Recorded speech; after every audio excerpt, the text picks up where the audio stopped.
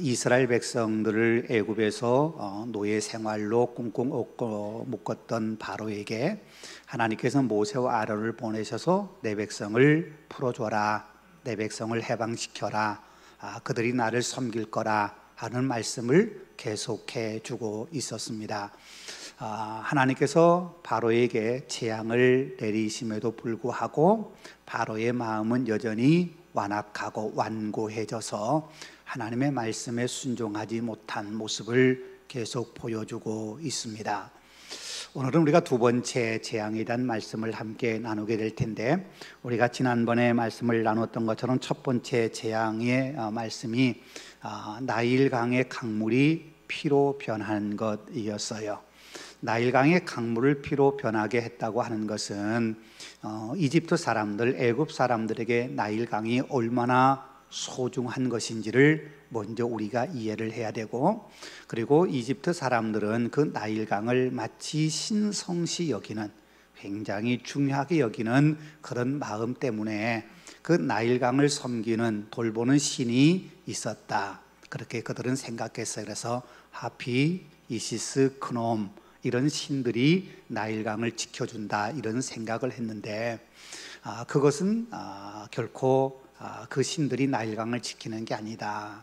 하나님, 여호와의 하나님, 여호와 하나님, 이스라엘 민족, 히브리 민족의 하나님이 그들 신들보다 더 위대한 참된 신이다 하는 것을 이야기해 주고 있지요. 첫 번째 이 재앙이 내려질 때에 애굽의 요술사들도 이 나일강의 물을 피로 변하게 만드는 이 일을 하게 됐어요. 그럼에도 불구하고, 그럼 어쩌면 그렇기 때문에 바로의 마음은 완악해져서 이스라엘 백성들을 해방시켜 주지 않았지요. 그리고는 두 번째 재앙이 나타나게 돼요. 오늘 본문의 말씀이에요. 우리가 지난주 마지막 읽었던 것처럼 이스라엘 백성들을 해방시킨 하나님의 명령을 거부했던 이 바로에게 나일강물이 피로 변하는 재앙이 있을 때가 이래 정도 지냈다, 이렇게 말씀을 했잖아요.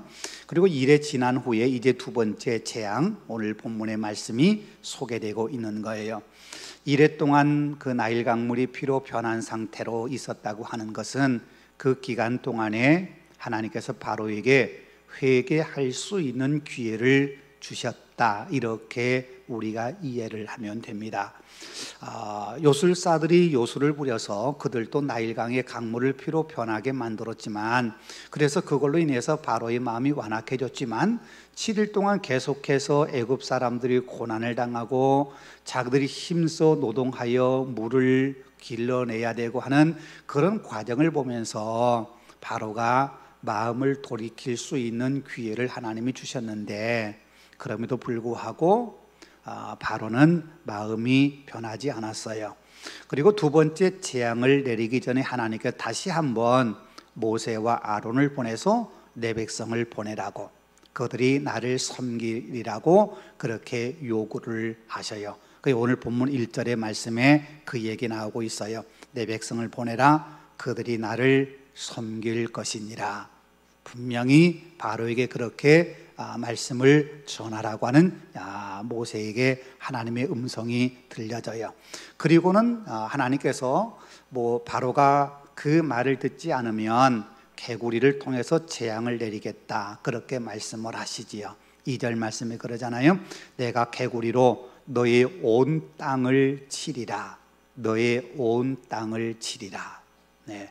애굽 전역에 이스라엘 백성들이 고난당하는 그 애굽 땅에 하나님께서 개구리들이 넘쳐나게 해서 애굽 사람들이 고통당하게 만드는 개구리 재앙을 내리겠다. 그래서 나일강일 뿐만 아니라 바로의 왕궁, 침실, 그리고 신하와 백성들의 집, 화덕, 떡반죽 그릇, 온 곳에 이 개구리들이 넘쳐나게 될 거다, 이렇게 말씀을 하셔요.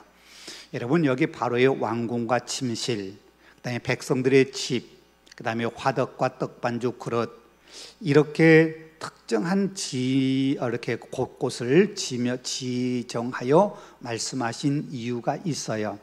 침실, 왕궁, 집, 화덕, 떡반죽, 그릇, 이건 크게 우리에게 두 가지 영역을 이야기하는데, 하나는 편히 쉴 수 있는, 안식할 수 있는 그런 집, 그리고 먹을 수 있는 장소, 먹거리를 만드는 곳, 이렇게 이야기할 수 있죠.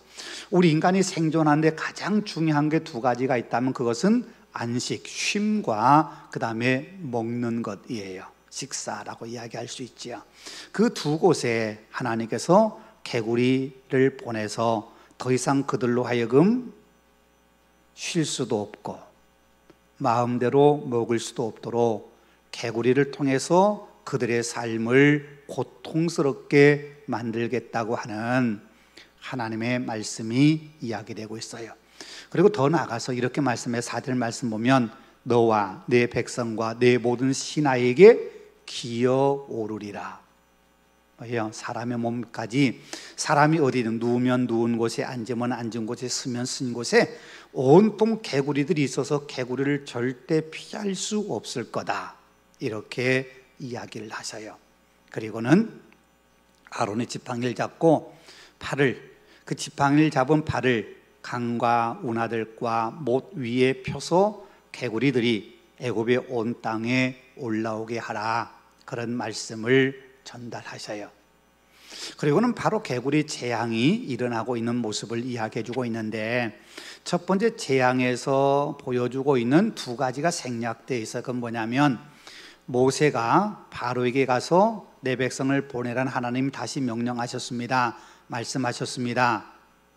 만약에 듣지 않으면 개구리로 재앙을 내리겠다고 하나님 말씀하셨습니다 하는 하나님의 말씀을 전달하는, 내 백성을 보내라고 하는 하나님의 요청을 전달하는 이 전달의 과정이 생략되어 있어요. 그리고 바로가 나 그 말 못 따르겠는데 하고 거절한 그 이야기가 오늘 본문은 소개되고 있지 않아요. 하나님께서 모세와 아론에게 이 애굽 땅에 개구리로 재앙을 내리시겠다고 하는 그 말씀을 하시고 곧바로 재앙이 임했다는 사실만 언급하고 있어요. 그 사이에 말씀드린 것처럼 모세가 바로에게 하나님의 말씀을 전달하는 것과 그 바로가 하나님의 명령, 모세를 통해 전해진 하나님의 명령을 거절했다는 이야기가 생략되어 있는데, 이것은 당연히 모세는 하나님의 말씀대로 전했고 또 전한 말씀을 들었음에도 불구하고 바로는 그 말씀을 거부하고 듣지 않았다고 하는 걸 전제하고 있는 거지요. 그래서 바로 재앙이 내려지는, 개구리 재앙이 내리는 이야기가 소개되고 있어요. 여러분, 그러면 왜 하필 두 번째 재앙으로 개구리를 이야기하셨을까? 왜 개구리가 그렇게 온 애굽 땅에 넘쳐나게 그렇게 재앙을 내리시겠다고 말씀하셨을까? 먼저 우리가요, 성경에서 이스라엘 백성들이 하나님의 율법을 주실 때는 개구리는 부정한 짐승이에요. 레위기 11장 10절에 보면 물에 사는 것 가운데서 지느러미가 없는 것, 비늘이 없는 것은 모두가 다 부정한 거다, 가증한 거다, 그렇게 말씀을 하셔요.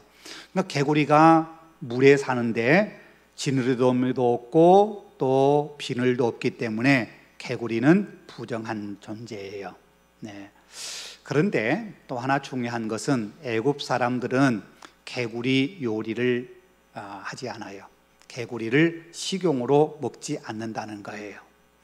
이스라엘 백성들은 이 개구리를 부정한 것, 가증한 것으로 여기기 때문에 당연히 먹지 않습니다만은 애굽 사람들도 개구리를 먹지 않아요. 그래서 개구리 요리가 애굽에는 없어요. 그 이유는 이스라엘 백성과 다른 의미 때문이에요. 이스라엘 백성들은 하나님의 말씀대로 그것이 가증하기 때문에 그래서 먹지 않습니다만, 애굽 사람들은 이 개구리를 신처럼 여기는 거예요. 네. 그래서 애굽 사람들의 섬기는 신 가운데 헤케트라고 하는 여신이 있는데, 이 여신이 여러분 보시고 있는 오른쪽에 무릎 꿇고 있는 그 그림이 이 헤케트라고 하는 여신의 그림이에요. 그 머리가 개구리의 형상, 개구리의 모습을 하고 있어요. 이 헤케트라고 하는 이 말은 백만, 숫자 백만이에요. 그러니까 우리가 뭐 많다고 그럴 때 만 이렇게 이야기하고 뭐 수억 뭐 이렇게 이야기하는 것처럼 백만 이러면 엄청나게 많은, 무지하게 많은 이런 뜻이에요. 그러니까 이 헤케트라고 하는 이 여신은 우리가 지난주에 얘기했던 크놈이라고 하는 그런 신의 배우자로서 다산, 많은 자녀를 낳게 해주는 다산의 신이고 또 산모들의 해산을 돕는 신이다, 이렇게 그들은 생각을 했던 거예요. 아마 그들이 다산을 생각한 이유 가운데 하나는 개구리가 알을 낳으면 엄청나게 많은 양의 알을 낳잖아요. 그런 것처럼 우리 인간에게 많은 자손을 주는 그런 신으로 그렇게 여겨졌던 신이 이 헤케트라고 하는 개구리 형상의 신이라는 거예요. 여러분, 다산이 고대 사회에서는 굉장한 축복이라고 생각했어요. 우리가 성경에서도 자녀들이 많은 것을 복을 받는 것으로 그렇게 이해하게 되는 부분이 많이 있잖아요. 그래서 어느 지역이고 간에 이 다산, 자녀를 많이 낳게 해준다고 하는 신들을 섬기는 그런 다산의 신들이 다 있었어요. 이스라엘 백성이 가나안 땅에 들어갈 때 하나님께서 가나안에 있는 그 신들을 너희가 절대 따르지 말라, 그렇게 이야기하면서 아스다롯을 이야기해요. 아스다롯. 그 아스다롯이 바로 가나안 족속들이, 물론 가나안 족속만 그런 게 아니고 이 아스다롯이 고대 바벨로니아에서 이렇게 건너온 신으로 이렇게 알려져 있는데, 고대 바벨론에서도 그렇고 가나안, 이스라엘 백성이 점령해 들어갔던 가나안 땅에서도 그렇고 이 아스다롯이 풍요의 신, 바알과 아스다롯, 그래서 바알은 남신, 아스다롯은 여신, 그래서 풍요를 가져다 주는 신으로 그렇게 이야기하면서 이 신이 다산, 자녀를 많이 낳게 해주는 신이다, 이렇게 생각을 했던 거예요. 사도행전 19장에 보면은 아뎀이라는 여신의 이야기가 나오죠. 사도 바울이 제 3차 선교 여행 때 에베소에서 복음을 전하는데, 그때 에베소에 큰 소동이 일어나는데 그 소동이 바로 아뎀이라는 여신 때문이었어요. 이 아데미 여신의 신전이 고대 사회의 7대 불가사의 가운데 하나예요. 그만큼 이 에베소에 있는 아데미 여신전은 굉장했어요. 그 에베소 사람들이 물론 무역을 통해서도 어떤 경제 활동을 하지만 이 아데미 여신을 섬기는 이 신전직이라고 하는 것에 대한 자부심이 있었고, 이 신전으로 인해서 그들이 얻어지는 경제적 이익이 엄청나게 많았는데, 사도 바울이 사람의 손으로 만든 것은 다 가짜다, 그렇게 가르치니까 거기에 온 사람들이 아데미 여신의 그 형상, 그 우상을 만들어 팔아서 엄청난 돈을 벌었는데 이거 다 가짜다 그러니까 우상의 이 형상이 안 팔리는 거예요. 그래서 이 에베소 사람들이 사도 바울을 죽이기 위해서 소동을 일으키게 되고 사도 바울이 결국 에베소를 빠져나올 수밖에 없는 상황까지 이르게 되지요. 여러분, 여기에 나오는 이 그림에 물이 계속 흘러나오죠. 이게 가슴이에요. 가슴을 형상해서 에베소의 그 아고라의 옆에 있는 저기 조그마한 거 보면 그 안에도 그 아뎀이라는 그 신상이 있는데 온 몸에 다 가슴이 있어요. 그러니까 아이에게 젖을 주는 가슴이 있어가지고 이 여신이 아이를 많이 낳게 하고 아이를 양육하게 하는 이 다산의 그런 상징으로 여겨져요. 그러니까 헬라에도 그렇고 어느 지역이든지 이 다산에 대한 인간의 그런 욕망, 그런 것들이 이 다산의 신을 만들어냈는데, 애굽 사람들에게는 이 풍요의 신, 그게 헤케트라고 하는 풍요의 신이 이 나일강에서 개구리로 존재해서 우리에게 풍요를 가져다주고 다산을 하게 하고 아이를 잘 낳게 해주는 그런 신이라고 그렇게 생각을 했던 거예요. 그러니까 하나님께서 이 개구리를 통해서 재앙을 내리신 것은 너희가 섬기는 그 다산의 신, 많은 자녀를 주고 너희에게 복을 준다고 하는 그 신이 얼마나 허구인지 하는 것을 가르쳐 주는 거예요. 실제로 나일강의 그 삼각주, 우리가 지난주에 함께 말씀 나눴던 나일강의 그 맨 마지막 부분, 그 엄청나게 넓은 그 지역의 삼각주에 물이 많은 곳, 늪이 있고 그런 곳은 개구리들이 있잖아요. 개구리가 항상 있어요. 그런데 개구리가 많아질 때가 있어요. 개구리가 많아지면 그것은 신이 우리에게 진노해서 저주를 내린 것이라, 이런 생각들이 당시 고대 사회 애굽 사람들에게도 있었어요. 그러니까 개구리가 우리에게 풍요를 주고 다산을 해서 자녀를 많이 낳게 해주지만 이게 너무 많아지면 오히려 그 시끄러운 소리, 죽으면서 썩은 냄새들, 이런 것들로 인해서 오히려 우리가 살기 힘든 상황이 된다고 하는 걸 그들이 경험했기 때문에 일정량의 개구리는 참 좋은 것이지만 이게 넘쳐날 경우에는 우리에게 신이 진노한 거다라고 하는 인식을 갖고 있었어요. 그런데 하나님께서 그렇게 그들이 생각했던 그 모습, 하나님이 진노하신다고 하는 것을 그대로 보여주는 이야기가 오늘 본문에 소개되고 있는 거예요. 그래서 하나님의 재앙으로 인해서 이 나일강에서 올라온 개구리들이 나일강에만 가득한 것이 아니라 온 집안에도 가득하고 또 뭐 안방에 또 부엌에 그릇에 그들이 서 있는 곳에 또 앉아 있는 곳에 어느 곳이든지 개구리들이 가득했어요. 예. 여러분, 우리가 한번 궁금하죠? 그렇게 개구리들이 많이 있을 때 개구리들을 애굽 사람들이 죽였을까요? 안 죽였을까요? 죽였을 것 같아요? 안 죽였을 것 같아요?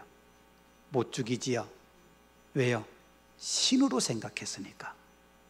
신으로 생각하니까 못 죽여요. 예. 저 인도는 가보지 않았으면 인도 가면은 이렇게 소가 차 앞을 가로막아도 소를 못 쫓아낸다며요. 네, 인도는 소를 신으로 여기기 때문에, 네, 신에게 내가 빗기라고 말도 못하고 자동차 타고 가는데 소가 천천히 가면 그냥 조용히 그 뒤를 따라가야 된대요. 잘못하면 신이 진노하면 안 되니까. 아마 애굽 사람들에게 개구리가 엄청나게 많이 집안에 몰려들고 부엌에 몰려들고 그릇에 막 가득 채워지고 음식 만들면 그곳에 개구리 몰려들고 그럴 때 애굽 사람들은 신의 진노라고 하는 걸 그들이 느끼면서도 감히 쫓아내지 못하는, 그러니까 고통을 고스란히 당할 수밖에 없는 그런 상황이 아니었을까. 예. 자, 그때 애굽 사람들의 삶이 어땠을까? 말씀드린 것처럼 집안에도 가득하고 부엌에도 그릇에도 가득하고 누워도 사람 위에 기어오르고 앉아있어도 기어오르고 엄청나게 분명 불편했을 텐데 그들은 거기에 대해서 뭐라 할 수 없는, 예.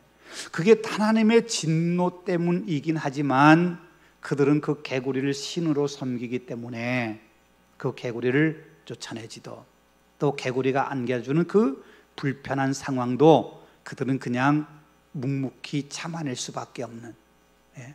우리가 생각하면 참 어리석은 그런 모습으로, 예. 마치 우리가 여름에 모기가 막 달라들고 온몸을 뜯은데도 불구하고 모기가 신으로 생각해서 모기를 쫓아내지 못하고 자기 피를 모기에 다 헌혈한 것 같은 그런 불편함, 그런 것을 애굽 사람들이 다 느끼고 있지 않았을까. 예. 개구리가 자신들에게 복을 주고 풍요를 주고 자식을 많이 낳게 주는, 참 자신들에게 복을 준다고 생각했던 개구리가 자신의 삶들을 다 불편으로 만들고 엉망으로 만들었던 그 상황을 보면서 애굽 사람들이 어떤 생각을 했을까 참 많이 궁금해요. 네. 복을 준다고 생각했던 그 개구리가 이렇게 우리를 힘들게 할 수 있나. 네. 그게 지금 두 번째 재앙에서 애굽 사람들이 겪고 있는, 예, 그런 모습이에요. 예. 여러분, 성경에 개구리가 등장하는 경우가 있어요. 밑에 보면은 시편 78편 45절, 105편 30절. 이것은 오늘 본문인 출애굽 전에 이스라엘 백성들을 해방시키지 않는 애국과 바로에게 하나님이 재앙을 내리실 때 개구리로 재앙을 내리셨다, 심판하셨다, 고통을 받게 하셨다 하는 이야기를 시편 기자가 노래하는 것이 시편 78편과 105편에 소개되고 있어요. 그 외에는 바꿔 말하면 오늘 본문과 연관된 것 외에는 개구리라는 단어가 등장한 것이 딱 한 번 있어요. 그게 요한계시록 16장 13절이에요. 이렇게 말씀하고 있어요. 또 내가 보매 개구리 같은 새 더러운 영이 용의 입과 짐승의 입과 거짓 선자의 입에서 나오니, 이때 개구리가 딱 한 번 등장을 해요. 오늘 본문과 연관된 본문 외에서는 말이에요. 근데 여기서 요한계시록 16장 13절에서 개구리가 무엇으로 등장하냐면 더러운 영의 상징으로 등장하고 있어요. 개구리 같은 더러운 영. 개구리는 어떤 존재냐면 더러운 존재라고 성경은 이야기하고 있는 거예요. 말씀드린 것처럼 레위기 11장 10절에서 물속에 사는 것 가운데 지느러미가 없고 비늘이 없는 것은 부정하다, 가증하다 이렇게 이야기한 것처럼 그때 개구리가 직접 언급되지 않습니다만은 이스라엘 백성들의 사고방식, 사고 속에는 이 개구리는 더러운 존재 이렇게 생각되고 있었어요. 그런데 그 개구리 재앙이 온 애굽의 전역을 덮었다. 이 말은 애굽 땅의 지금 모습은 하나님 보실 때 더러움으로 가득한, 더러움이 가득 묻어있는 그런 땅, 그런 백성, 그런 사람들이라고 하나님이 말씀하신 것과 다르지 않다. 이렇게 우리가 이해해 볼 수도 있는 말씀이라는 거지요. 자, 첫 번째 재앙처럼 개구리가 나일강에서 많이 올라오는 이 재앙을 만났을 때 애굽의 요술사들도 그와 같이 행했다. 오늘 보면 7절에 그 말씀하잖아요. 요술사들도 자기 요술대로 그와 같이 행하여 개구리가 애굽 땅에 올라오게 하였더라. 그러니까 애굽의 요술사들도 나일 강물을 피로 변하게 만들었던 것처럼 개구리가 올라오게 만들었어요. 지난주에 우리가 함께 말씀을 잠깐 나눴던 것처럼 정말 그들이 능력 있는 존재, 능력 있는 신을 의지해서 한 것이라고 한다면 나일강이 피로 변하여 백성들이 마실 물이 없어 고통당할 때 그 문제를 해결해 줘야 그 신이 참 신이고 능력 있는 신이에요. 피로 변한 나일강물을 다시 정상의 물로 바꾸어서 그것이 농업용수가 되고 식수가 될 수 있게 만들어줘야 진짜 능력인데 애굽의 요술사들은 그렇게 못했어요. 오늘 본문에서도 나일강에서 올라온 개구리들을 없애거나 더 이상 올라오지 못하게 만드는 것이 애굽 사람들에게 도움이 되는 것 아니겠어요? 만약에 그들이 정말 능력 있는 신, 능력 있는 존재라면 애굽의 온 땅을 덮었던 개구리를 없애거나 더 이상 생겨나지 않게 만들어야 진짜 능력인데, 그런데 그렇게 하지 못하고 오히려 개구리를 더 만들어내요. 그건 애굽 사람들에게 더 고통을 안겨주는 것이잖아요. 그러니까 바로가 자신의 주변에 이런 요술사들을 두었다고 하는 것은 자기가 애굽을 좀 더 잘 통치하기 위해서 뭔가 도움을 받기 위한 건데, 그래서 뭔가 도움을 받기 위해서 요술사를 불렀는데 오히려 바로 곁에 있었던 이 요술사들은 바로를 돕고 애굽을 돕는 것이 아니라 오히려 애굽 사람들과 바로를 더 힘들게 만드는 거예요. 더 고통스럽게 만드는 거예요. 자, 첫 번째, 두 번째 이야기가 거의 비슷한 그런 흐름으로 가고 있는데 중요하게 달라진 사건이 하나 있어요. 그건 뭐냐면 첫 번째, 나일 강물을 피로 변하게 만들었을 때는 요술사들도 그와 같이 행하니까 그 모습 보고 바로가 마음이 완악해졌어요. 내 신하들도 그렇게 하는데 그게 무슨 능력이라고 해? 그렇게 생각하고 마음이 완악해졌는데 오늘 본문은 달랐어요. 네. 개구리들이 온 애굽 땅에 뒤덮으니까, 그걸로 온 백성과 자신도 고통을 당하니까 바로가 곧바로 모세와 아론을 불러서 개구리가 떠나게 만들어 8절에요. 바로가 모세와 아론을 불러 이르되 여호와께 구하여 나와 내 백성에게서 개구리를 떠나게 하라. 내가 이 백성을 보내리니 그들이 여호와께 제사를 드릴 것이니라. 너 요구 들어줄게. 빨리 개구리 없애줘. 이렇게 이야기한 거예요. 그러면서 너희 여호와께 구하여 나와 내 백성을 내 백성에서 이 개구리가 떠나게 하라. 그러니까 이렇게 개구리의 재앙, 이렇게 개구리로 인해서 고통당하게 된 것이 하나님의 징벌이라고 한 걸 바로가 알았어요. 그러니까 요술사들도 개구리가 나오게 만드는데 이건 보통이 아니구나 하는 걸 알게 되었다는 거예요.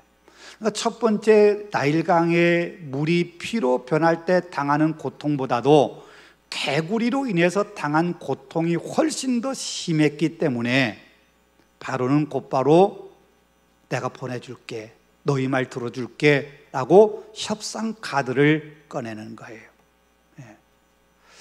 첫 번째, 두 번째까지 분명 애굽의 요술사들도 따라했어요. 그런데 흉내는 낼 수 있어. 하나님이 하신 일을 흉내는 낼 수 있지만 하나님이 하신 일을 이기거나 그것을 능가할 수 있는 힘은 그 어떤 것도 없다는 거지요. 그거 벌써 두 번째 재앙을 겪으면서 바로가 알았어요. 자, 그런데 중요한 건 그렇게 하나님의 능력 아니면 안 된다고 하는 걸 바로가 알았다면 오늘 본문의 8절처럼 보내줄게, 가서 여호와께 제사를 드려 라고 하는 그 약속한 걸 지켜야 될 텐데 그렇지 않았다고 하는 게 문제가 되는 거지요. 9절 말씀이에요. 이 개구리를 왕과 왕궁에서 끊어 나일강에만 있도록 언제 간구하는 것이 좋을는지 내게 분부하소서. 자, 모세가 바로에게 하는 거예요. 자, 하나님께 구해서 이 개구리를 나와 내 백성에게서 떠나가게 해달라. 그렇게 요청하니까 모세가 이렇게 대답하는 거예요. 그럼 언제 할까요? 언제 개구리를 없애달라고 하나님께 기도할까요? 그렇게 이 바로에게 묻는 거예요. 여러분, 왜 모세가 바로에게 이런 말을 했을까요? 자, 보세요. 바로가 내가 졌어. 그러니 하나님께 구해서 이 개구리 빨리 없어지게 해줘. 그럼 내가 이 백성 보내줄게. 그럼 모세가 좋습니다. 오케이, 확실하지요? 하고 돌아왔으면 되는데 왜 모세는 바로에게 이 질문을 했을까요? 언제 없애주면 좋을까요? 하고 왜 이것을 물었을까요? 성경은 분명 거기에 대한 명확한 해답은 하고 있잖아요. 그러나 우리가 추론해 볼 수 있는 거예요. 이것이 분명 하나님이 하신 일이라는 사실을 당신은 알아야 됩니다. 하나님께 기도해서 하나님께서 해결해 주셔야 이게 해결된다는 걸 당신 분명히 잊지 말아야 됩니다. 이 모든 것의 요인은 하나님에게서 시작된 겁니다. 하나님의 능력으로 됐다는 사실을 당신은 잊어서는 안 됩니다. 하는 걸 분명하게 하기 위해서 바로에게 이렇게 제안했던 것 아닐까, 이렇게 생각해 볼 수 있어요. 근데 또 하나 더 재밌는 게 있어요. 그게 뭐냐면 바로가요, 모세가 바로에게 언제 없애달라고 기도할까요? 라고 물을 때 바로가 지금 당장 해, 이렇게 하면 좋잖아요. 그러면 고통 덜 당하잖아요. 그런데 바로가 뭐라고 이야기하냐면 내일이라고 대답을 해요. 그 말은 무슨 말이냐면 하루 더 고통스러운 시간을 보내겠다는 거예요. 이게 고통스러운 시간을 의도적으로 보내겠다, 그런 의미에서 하루도 고생할게, 그런 의미로 내일이라고 말하진 않았을 거예요. 그렇겠죠? 어떻게든 이 고통의 시간을 줄이는 게 바로에게는 지금 급선무이기 때문에. 그런데도 불구하고 바로는 모세가 언제 없애달라고 기도할까요? 라고 물었을 때 당장이라고 말하지 않고 내일이라고 대답을 해요. 네. 이건 왜 그럴까?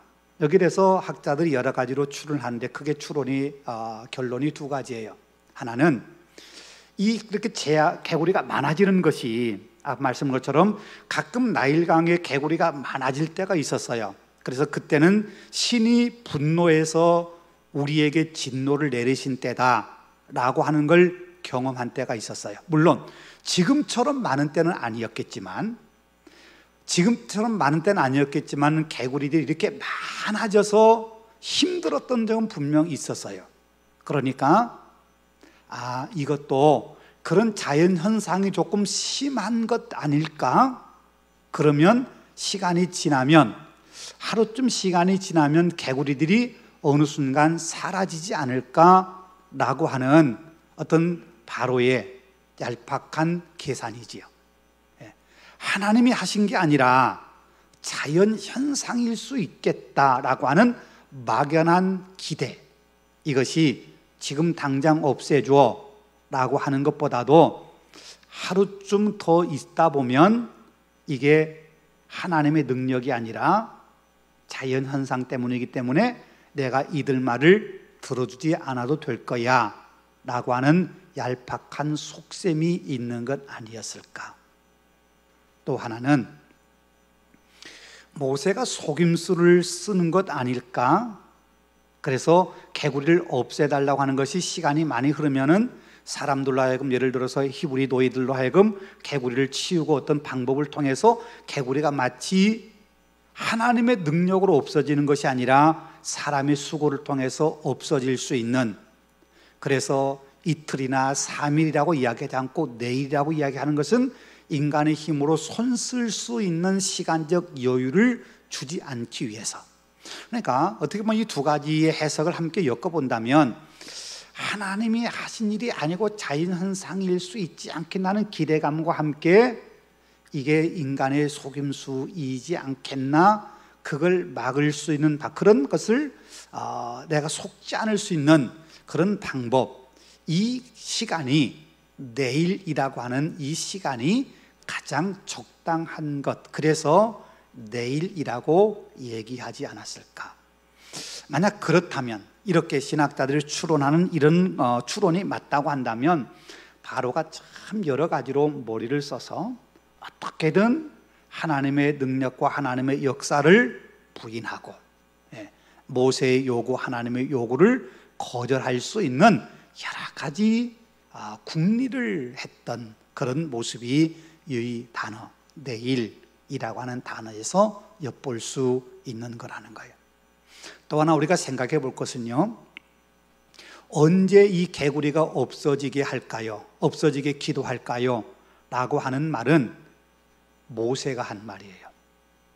모세가 한 말이에요. 하나님이 그렇게 하라고 말씀하신 게 아니었어요. 그걸 우리가 알 수 있는 것이 그 다음에 보면은요, 12절 말씀이에요. 모세와 아론이 바로를 떠나 나가서 바로에게 내리신 개구리에 대해서 모세가 여호와께 간구하며 여호와께서 모세의 말대로 하시니 개구리가 집과 마당과 밭에서부터 나와 죽은지라. 그러니까 모세가 아론이 하나님께 기도하니까 그 기도를 하나님이 들어주셨다, 이렇게 말씀하고 있어요.